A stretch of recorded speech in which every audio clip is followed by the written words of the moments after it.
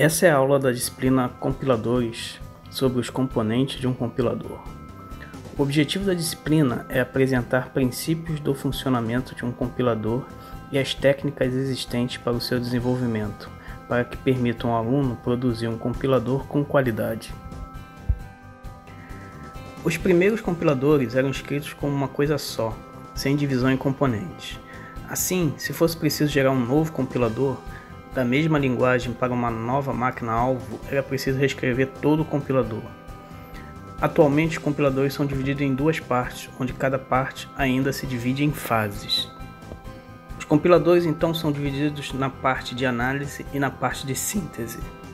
A primeira parte analisa se o programa-fonte está bem formado conforme a gramática da linguagem-fonte.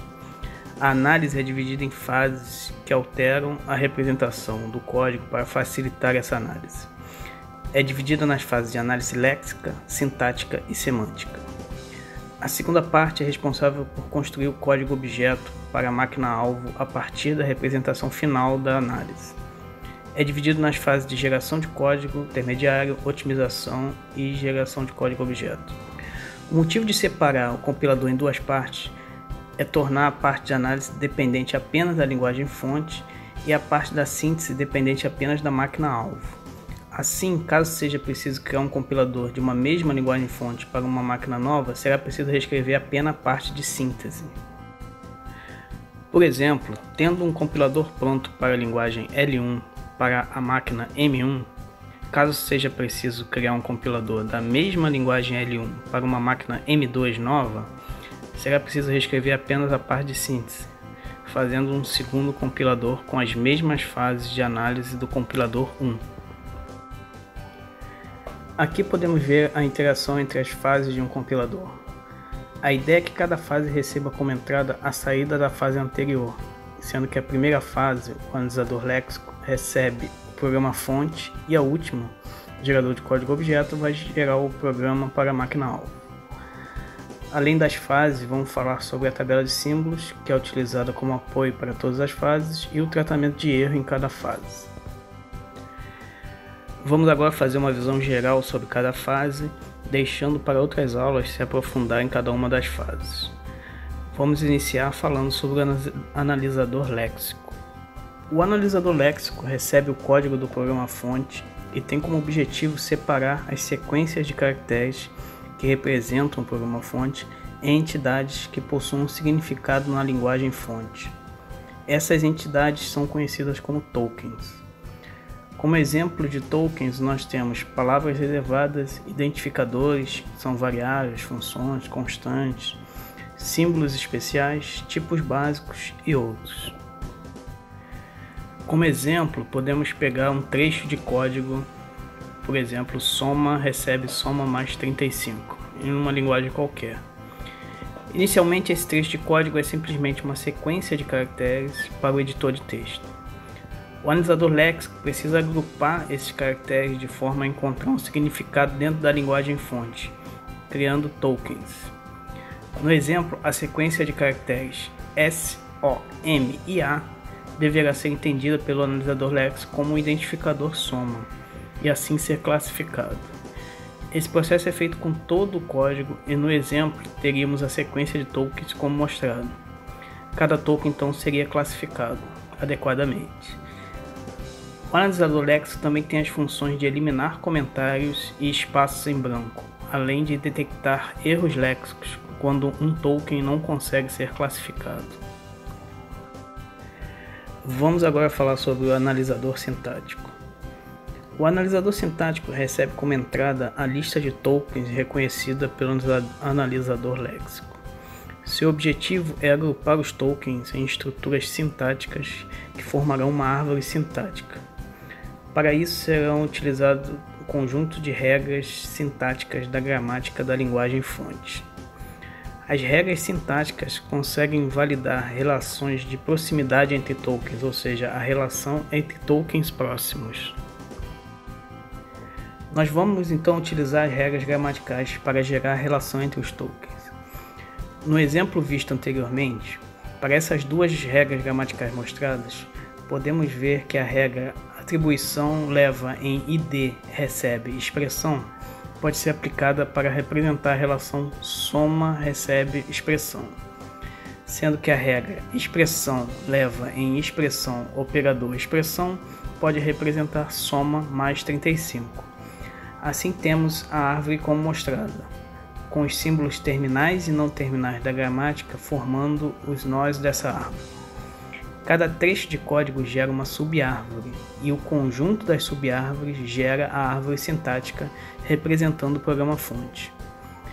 Cada subárvore pode ser descrita como um não terminal que aparece na sua raiz.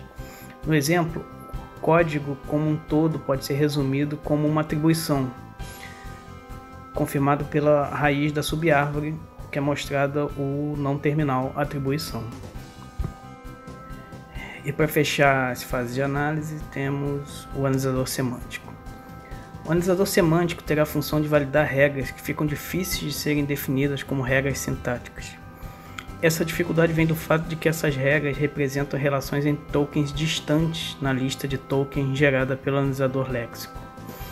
Como exemplo de regras semânticas, temos compatibilização de tipos de identificadores, escopo de variáveis, quantidade de tipo de parâmetros passado para uma função e etc. No exemplo mostrado, o analisador semântico poderia avaliar, por exemplo, se o identificador soma foi declarado, se é uma variável, tendo em vista que aparece do lado esquerdo de uma atribuição, se essa variável existe no escopo usado e se o seu tipo permite fazer a operação de soma com o número 35. Podemos observar que as respostas para essas perguntas não estão na subárvore do código, daí a dificuldade de gerar regras sintáticas para validá-las. Após a fase de análise, a primeira fase de síntese é o gerador de código intermediário. O objetivo do gerador de código intermediário é transformar a representação hierárquica da árvore sintática em uma representação sequencial, como se fosse um programa para uma máquina virtual, utilizando uma representação intermediária entre a linguagem fonte e a linguagem de máquina-alvo. Assim, deve-se utilizar uma linguagem intermediária que facilite sua geração a partir da árvore sintática e que seja fácil transformar em código-objeto.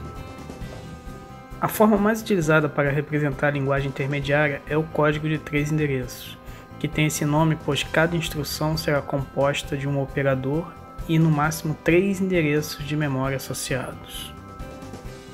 No exemplo visto anteriormente, podemos então ver quais seriam as instruções geradas para cada subárvore da árvore sintática.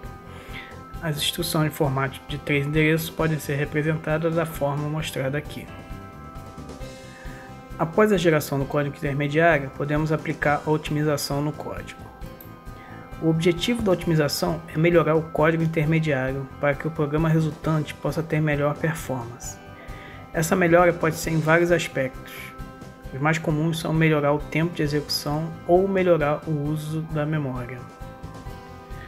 A aplicação da otimização no código intermediário facilita sua utilização, pois não será preciso lidar com características físicas da máquina-alvo, como quantidade de registradores, espaço de memória disponível e localização física das variáveis. Existem vários tipos de otimizações que podem ser aplicados. Alguns são simples de aplicar e outros são muito complexos e difíceis de serem aplicados dependendo do código. No código intermediário do exemplo visto, podemos substituir o temp1 na segunda instrução pelo valor 35. Assim, a primeira instrução pode ser eliminada, tornando a execução desse trecho de código mais rápida. Ao final, teremos então a geração do código final. Após a otimização do código intermediário, ele será transformado em uma sequência de instruções da máquina-alvo. Essa transformação levará em conta os aspectos da arquitetura da máquina-alvo que deixamos de fora na geração do código intermediário, como quantidade e tipo de registradores, espaço de memória disponível e número de processadores. Serão usadas as instruções disponíveis no conjunto de instruções da linguagem da máquina-alvo. No exemplo visto anteriormente, as duas instruções intermediárias se tornariam as seguintes instruções de máquina. Ao final desse processo, a compilação terá terminado e teremos o programa final que poderá ser executado pela máquina. Cada fase da análise pode gerar erros. Isso significa que o programa-fonte não está de acordo com algum aspecto da linguagem-fonte. Os erros podem ser léxicos, sintáticos ou semânticos, dependendo da fase onde ele for encontrado.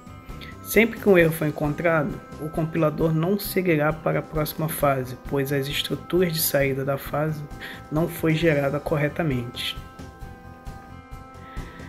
Cada fase deve permitir que a compilação prossiga ao encontrar um erro, sem parar no primeiro erro e assim ficar indicando para o programador um erro de cada vez. Porém, as fases devem ser capazes de se recuperar de um erro, para que não apresentem erros falsos, que só são detectados devido à existência do primeiro erro. Os erros de cada fase serão melhor discutidos quando formos falar sobre as fases. A tabela de símbolos é uma estrutura que contém um registro para cada identificador usado no programa.